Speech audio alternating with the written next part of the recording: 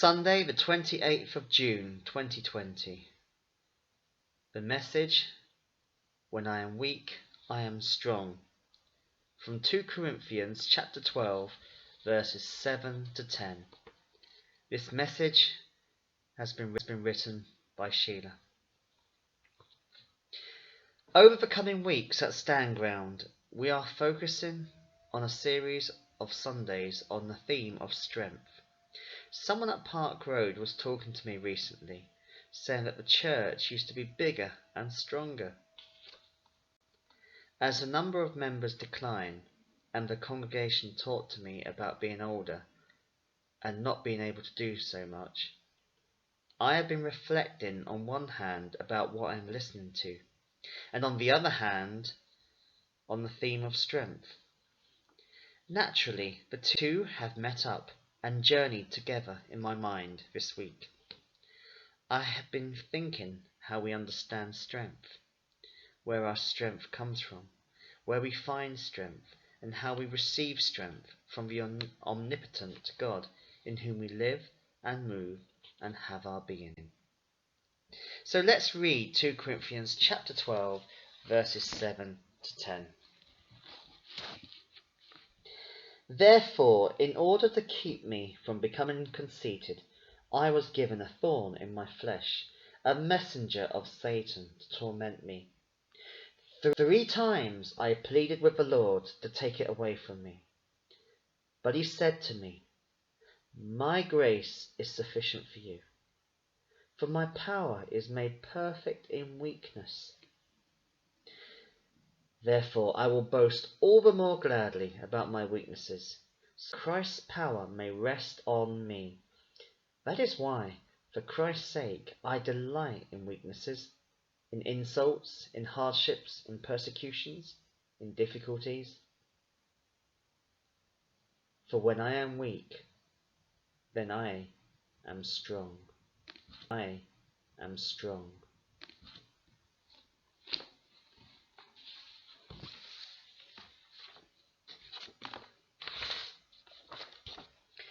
Do you feel that the church has passed its peak?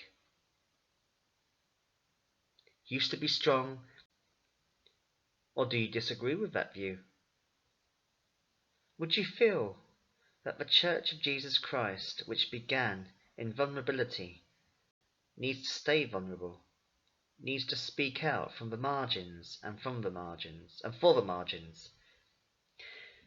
We'll each come to these thoughts from a different starting point and need to acknowledge that as we look at these verses about what it means to be strong, to have strength, and where our strength comes from,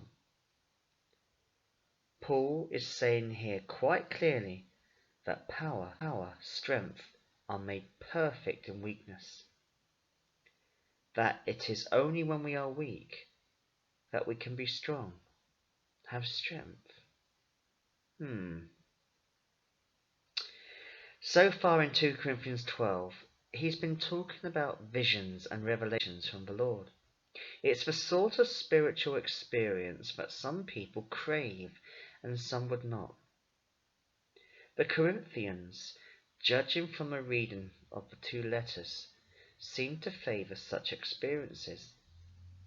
As Paul tells them about his experience, talking about it happening to a man, not directly himself.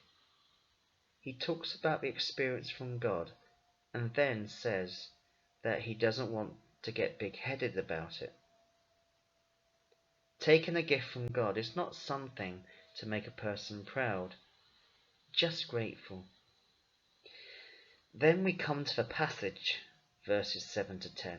It makes clear that the man who had the visionary experience was Paul, and he says, to keep me from becoming conceited by these divine revelations, there was given to me a thorn in my flesh, a messenger of Satan to torment me. What could thorn in the flesh mean? Variously over centuries, theologians and others have suggested that the thorn in the flesh was an illness, the opposition of the Jewish teachers, carnal temptation, epilepsy, recurrent illness, a speech impediment, a persecution by authorities. Two themes emerge from the ideas about what the thorn in the flesh could be. Some of the ideas are about illness. Those who live with pain or physical limitations and challenges may relate to Paul's describing this as a thorn in the flesh. We find in Galatians 4:13 that Paul writes to them, "As you know, it was because of an illness that I first preached the gospel to you." Having said that, most people experience illness from time to time, even if not living with an ongoing medical condition.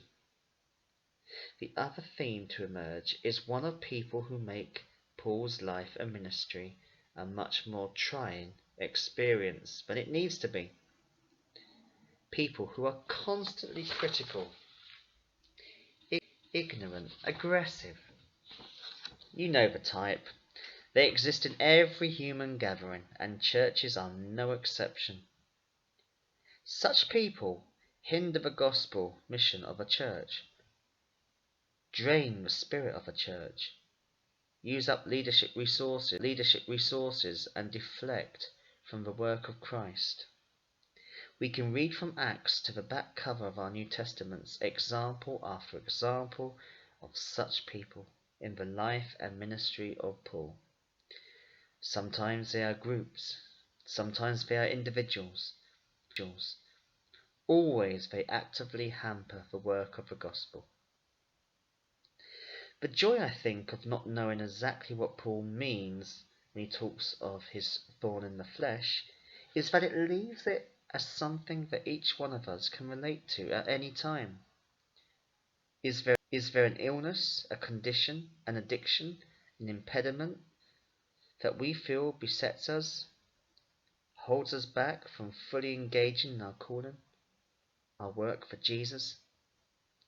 Are there people or a person who demeans us, pulls us down, demean us even in subtle ways, holds us back, constantly opposes us? These are part of Paul's experience of human life, just as they are part of ours. This is normal. Whatever the thorn in the flesh makes an important point about it. He says that it was given by God.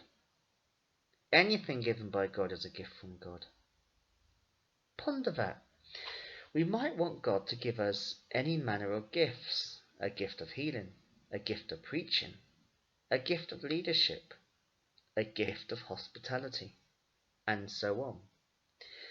We'd rejoice in such gifts, but can we see how a thorn in the flesh could be a gift from God? Paul writes that this was given to him by God to prevent him from getting big-headed, from becoming conceited after his massive spiritual experience. The thorn was a negative thing without question, but it was given by God for a beneficial purpose, to keep Paul rooted in God, grounded in God, dependent upon God, and humble before God and other people. At the same time as calling the thorn in the flesh a gift from God, Paul also calls it a messenger from Satan. So we must be careful not to romanticize suffering or pain, or to minimize the damage that some people can cause in a church, family or community, just because we think they are nice people. This is not a morbid fascination with suffering for the sake of it. Paul isn't encouraging us to self-flagellate so we can be nearer to God. Paul is acknowledging that negative experiences can be a gift to help us to remain rooted in God and dependent upon God. In verses 8 to 10, we come back to an age-old question that each and every one of us might have asked at some point in our lives. Why are my prayers not answered? Paul had been so tormented by the thorn in his flesh that he had begged God 3 times to take it away. I was reminded of Jesus at Gethsemane, pleading 3 times with God the Father to take the cup of suffering from him, if there was another way. 3 prayers, 3 answers, but just not the answers hoped for. Paul prayed, and God heard, and the thorn remained, and imprinted in Paul's memory and experience. The answer to Paul's prayer was that in his weakness, Paul would always have enough to be a conqueror. There's a link here to Romans chapter 8, verses 35 to 37, where Paul asks what can separate us from the love of God, and lists many setbacks and afflictions. Then says with confidence, we are more than conquerors through Christ who loves us. In answering Paul's plea, the Lord says, you will get no more because you need no more. The grace of Christ is sufficient, adequate for Paul, even when he is weak. In fact, especially when he is weak and vulnerable. God's divine power finds its greatest expression, reveals its strength in human weakness. In Philippians 4:13, we find the words, I can do everything through Christ who gives me strength. Our strength comes from God, and God can make strength perfect when we come, not in our own strength, but when we come with empty hands and an acknowledgement that we are weak and vulnerable.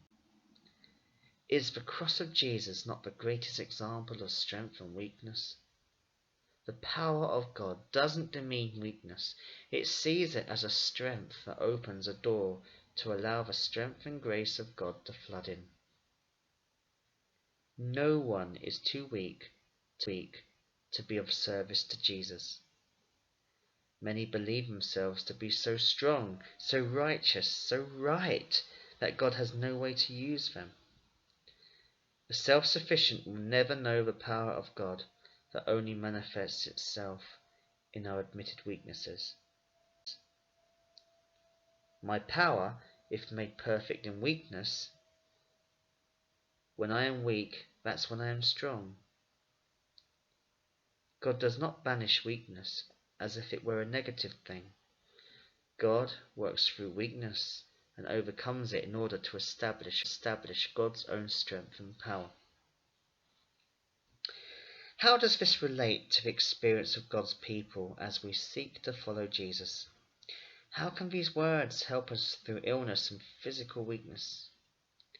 How can we manage people who would hinder the gospel witness of a church we find ourselves in at Park Road in 2020? Well, there's nothing wrong with praying for healing, for physical ailments, and we rejoice in the positive answers to prayers we have seen in our midst in recent times. Those who do not receive physical healing have still been heard by God. God has another plan for them. People with physical challenges are called and equipped to serve God, to make Jesus known, and to give glory to Him. People who would present themselves as strong people, who should be followed and esteemed in the church, need to remember that Jesus came to serve, not to be served. Jesus washed the feet of His disciples and then went and died on the cross for each of us. Strong leadership in human terms is not the way of Jesus and should be recognized, exposed and resisted for what it is at all times. A church that is feeling weaker and more vulnerable than in its glory days past might well be a church that is more open to the call of Christ than a church that wallowed in human strength. What does it mean for a church to be strong? To be big? To have loads of members, even if many of those are not active participants?